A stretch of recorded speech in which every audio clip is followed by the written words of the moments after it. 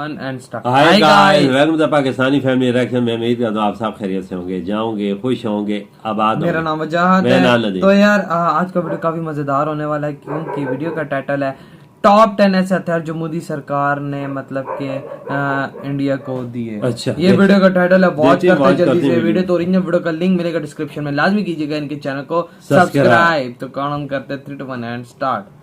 जय हिंद दोस्तों आज इस वीडियो में हम उन 10 खतरनाक वेपन्स और इक्विपमेंट्स के बारे में जानेंगे जिनके मिलने से इंडियन आर्म फोर्सेस की ताकत में काफी ज्यादा इजाफा हुआ है और जिनका मिलना भी इंडिया के लिए जरूरी था। तो आइए एक एक करके इन सभी वेपन्स और इक्विपमेंट्स के बारे में जानते हैं। तो सबसे पहले आइए जानते हैं दसॉल्ट राफेल के बारे में। दोस्तों कई सालों से इंडियन एयरफोर्स को नए फाइटर जेट्स की जरूरत थी, क्योंकि पड़ोसी देशों से खतरा भी बढ़ गया है और पुराने जेट्स को रिटायर करने की भी जरूरत है। ऐसे में इंडिया द्वारा फ्रांस से 2015 में राफेल डील की गई, जिसके तहत 36 राफेल फाइटर जेट्स का ऑर्डर दिया गया, जिसमें वेपन पैकेज भी शामिल था। दोस्तों राफेल फाइटर जेट दुनिया के सबसे मॉडर्न और खतरनाक फाइटर जेट्स में शामिल है और भारत के पड़ोसी देशों के सभी तरह के एडवांस फाइटर जेट्स को टक्कर देने में भी सक्षम हैं। अपने एडवांस नेविगेशन सिस्टम के कारण ये जेट लंबी दूरी से भी फिक्स टारगेट पर सटीक निशाना लगाने में सक्षम हैं। इसमें लगे एवियोनिक्स इसे और भी पावरफुल बनाते हैं। साथ ही ये 4.5 जनरेशन का फाइटर जेट है। राफेल फाइटर जेट कई हथियारों को कैरी करने में सक्षम है। इसमें कई पावरफुल वेपन्स लगे हुए हैं, जैसे एयर टू एयर कॉम्बैट के लिए माइका और मेटियोर जैसी मिसाइल्स। वहीं ग्राउंड अटैक के लिए हैमर जैसी पावरफुल मिसाइल भी इसमें लगी है। भारत के पास 36 राफेल फाइटर जेट्स मौजूद है और इस समय इंडियन एयरफोर्स के पास मौजूद सबसे ज्यादा पावरफुल फाइटर जेट्स में राफेल ही है। लेकिन एयरफोर्स की जरूरत के हिसाब से ये फाइटर जेट बहुत ही कम है, लेकिन इन फ्यूचर शायद और राफेल फाइटर जेट्स का ऑर्डर दिया जा सकता है। वहीं सेकंड नंबर पर है AK-203 राइफल।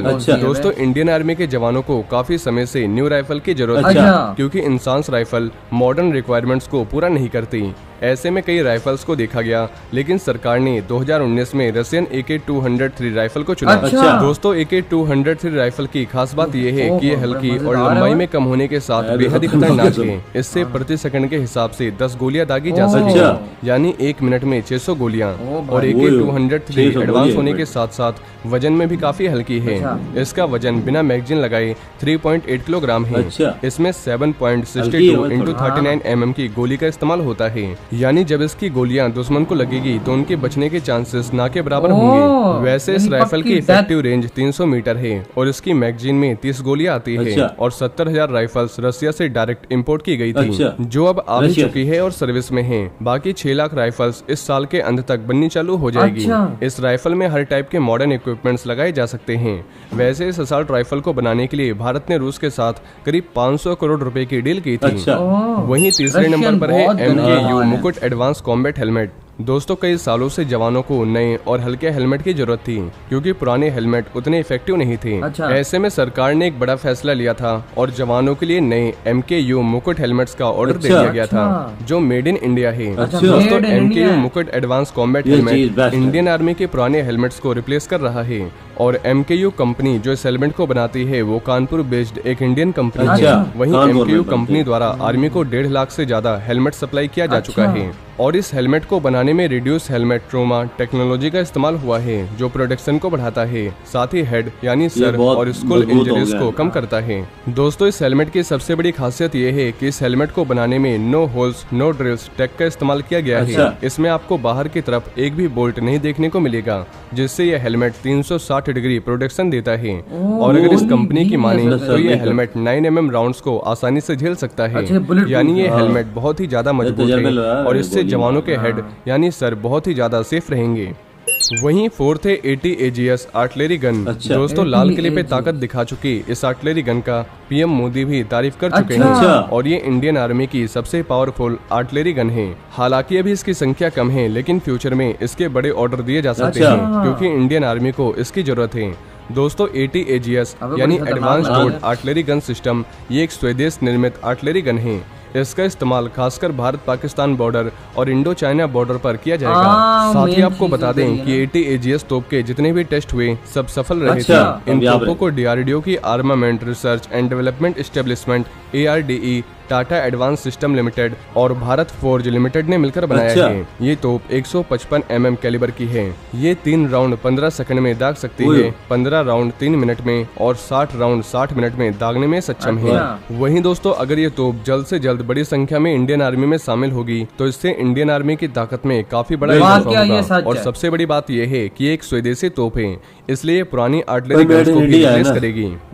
वहीं 5th नंबर पर है S-400 मिसाइल डिफेंस सिस्टम। दोस्तों, बदलते समय के साथ खतरा भी काफी ज्यादा बढ़ा है और नए चैलेंजेस सामने आते रहते हैं। इंडिया के सामने भी चाइना और पाकिस्तान से नए खतरे सामने आते रहते हैं, जिनसे निपटने के लिए इंडिया ने रूस से सबसे बेस्ट एयर डिफेंस सिस्टम लिया है, जिसका नाम है S-400 मिसाइल डिफेंस सिस्टम, जो हर टाइप के खतरे से निपटने में सक्षम है। इस समय ये इंडिया के सबसे इम्पोर्टेंट और खतरनाक हथियारों में से एक है, जो भारत की सीमाओं को सुरक्षित रखेगा। दोस्तों, S-400 सभी तरह के फाइटर जेट्स, UAV ड्रोन्स और मिसाइल्स को भारत के बॉर्डर में घुसने से पहले आसमान में मार गिरा सकता है और ये एक ही राउंड में 36 अटैक करने में सक्षम है। इसका रडार सिस्टम सबसे इम्पोर्टेंट है, जो 600 किलोमीटर तक 300 टारगेट को ट्रैक कर सकता है। यानी जहां ये मिसाइल सिस्टम तैनात होगी वहां दुश्मन 600 किलोमीटर के दायरे में दूर दूर तक नहीं भटक सकेगा। वहीं 6th नंबर पर है टाटा IPMB। दोस्तों, इंडियन आर्मी के इन्फेंट्री की सेवा में कई सालों से रशियन BMP है, जो पुरानी हो चुकी है और आज के समय के हिसाब से मॉडर्न नहीं है। ऐसे में इंडियन आर्मी को एक स्वदेशी और पावरफुल इन्फेंट्री व्हीकल की जरूरत थी, जो हर इलाके में काम कर सके। और ऐसे में इंडियन आर्मी ने DRDO और टाटा द्वारा मिलकर बनाए गए IPMB पे भरोसा दिखाया है। दोस्तों, टाटा IPMB इंडियन आर्मी द्वारा इस्तेमाल की जा रही सबसे खतरनाक आर्मर्ड व्हीकल्स में से एक है। इसका पूरा नाम इन्फेंट्री प्रोटेक्टेड मोबिलिटी व्हीकल है। इसे DRDO और टाटा ने मिलकर तैयार किया है। साथ ही भारतीय सेना द्वारा ज्यादा ऊंचाई वाले क्षेत्रों और रेगिस्तान सहित कई इलाकों में इसका ट्रायल किया गया है, जो सफल रहा था। और इनकी तैनाती भी लद्दाख जैसे ऊंचाई वाले क्षेत्र में की गई है। इसमें रिमोट कंट्रोल वेपन स्टेशन शामिल है, यानी इसके वेपन्स को रिमोटली भी ऑपरेट किया जा सकता है। वहीं इसमें ऑन बोर्ड थर्मल साइट्स और add on armour production panel है, जो इसे और पावरफुल बनाते हैं। वैसे भी लिमिटेड संख्या में ये आर्मी के पास मौजूद है, लेकिन इसकी संख्या आने वाले समय में बढ़ने वाली है। साथ ही ये इंडो चाइना बॉर्डर और इंडो पाक बॉर्डर्स पर एक बड़ी भूमिका निभाएंगे। वहीं 7th नंबर पर है K9 वज्र। दोस्तों, इंडियन आर्मी को काफी समय से ऐसे सेल्फ प्रोपेल्ड आर्टिलरी की तलाश थी, जो खासकर LAC जैसे इलाकों में आराम से ऑपरेट हो सके। ऐसे में सरकार ने कोरिया की K9 थंडर को चुना, जिसको लोकली रूप से लॉर्सन एंड टूब्रो यानी LNT भारत में ही बनाते हैं और इसका इंडियन वर्जन का नाम K9 वज्र है। दोस्तों, K9 वज्र एक स्वदेशी 155 mm सेल्फ प्रोपेल्ड आर्टिलरी है।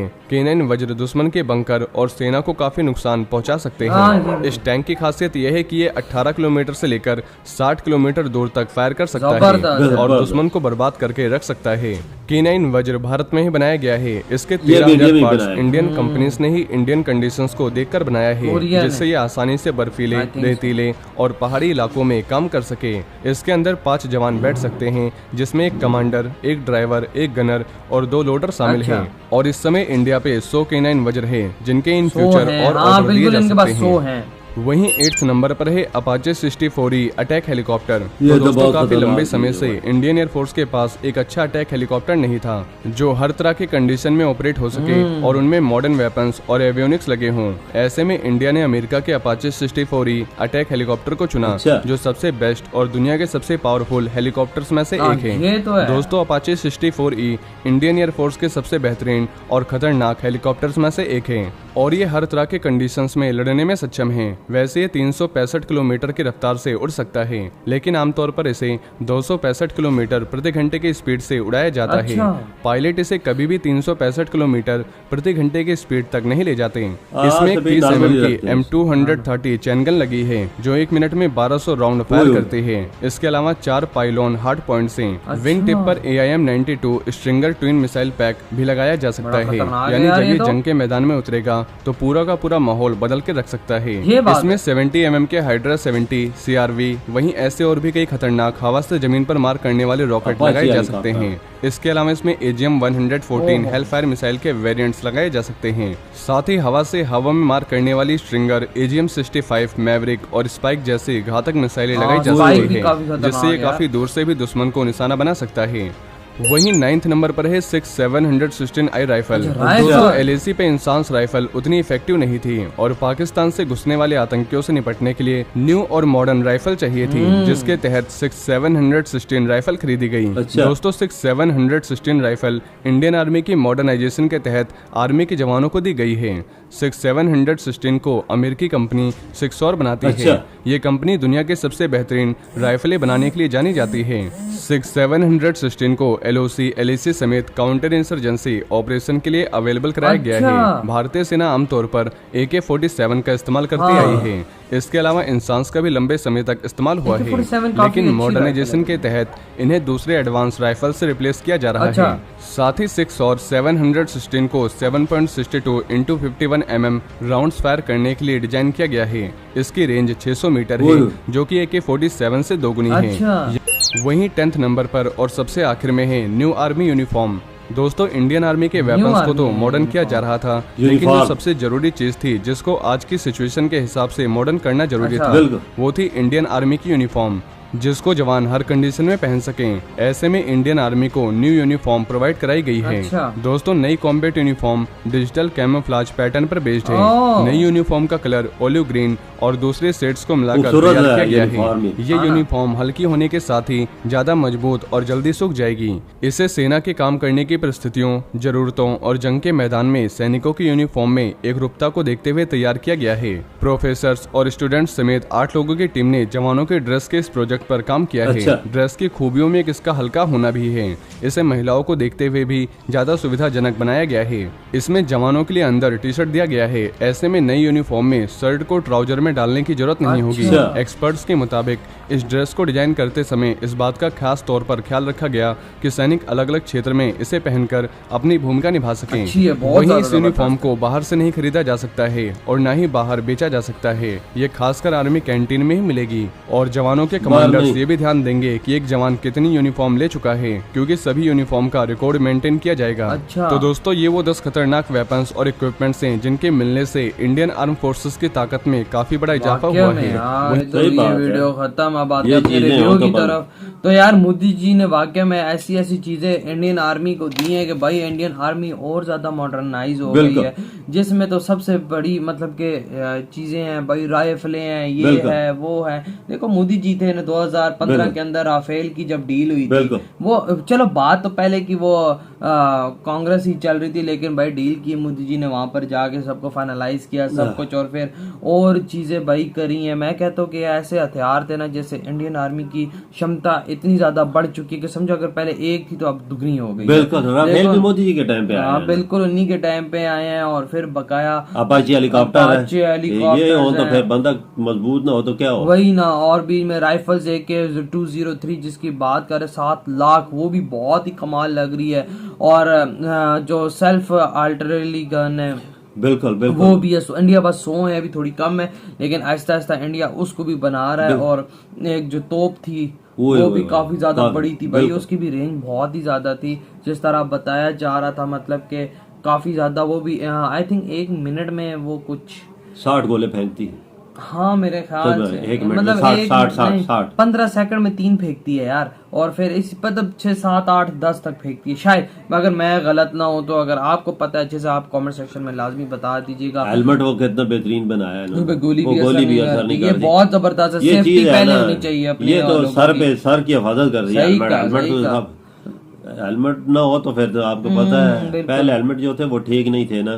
फिर यूनिफॉर्म देख लो कितना जबरदस्त बनाया है। ये चीजें होती हैं आगे ले जाने के लिए। राइफलें जो बनाई है ना, वो जो 7 लाख का ऑर्डर दिया वो भी इंडिया में ही बनेंगे। बिल्कुल बिल्कुल। और जिस तरह बीच में एक और टाटा की वो जो गाड़ी बीच में है, वो मतलब पहाड़ों पे चढ़ने के लिए समुद्र के अंदर भी भाई नहर के अंदर चल रही है, और बीच में मतलब के सहरा के अंदर वो चल रही है भाई। बहुत जबरदस्त वो गाड़ी है। यकीन मानो इंडियन आर्मी की पावर इससे और ज्यादा बड़ी है। अभी तो और भी मिलते जा रहे हैं ऑर्डर्स। तो यार आप लोग बताएं आपके क्या थॉट है। वीडियो खत्म करते हैं, बहुत ज्यादा खैर रखना है तो है।